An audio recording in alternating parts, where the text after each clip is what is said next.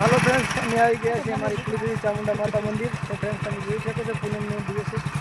ભાઈને ક્યાંક જઈ રહ્યા છે દર્શન કરીને અને અમે આવી ગયા છે। ફ્રેન્ડ્સ અમારી પાસે જોઈ શકો છો કઈ ગયેલા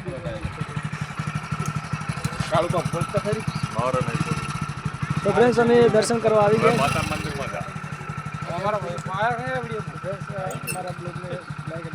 આવી ગયા તમે આવી ગયા કુળદેવી માતાના મંદિરે આવી ગયા છીએ અને ગુરફળ કાકોની તો જઈ રહ્યા છે કાકીની છે અને આ છે અમારા અંદરથી દર્શન કરાવી બને રહેજો મારા બ્લોગની અંદર।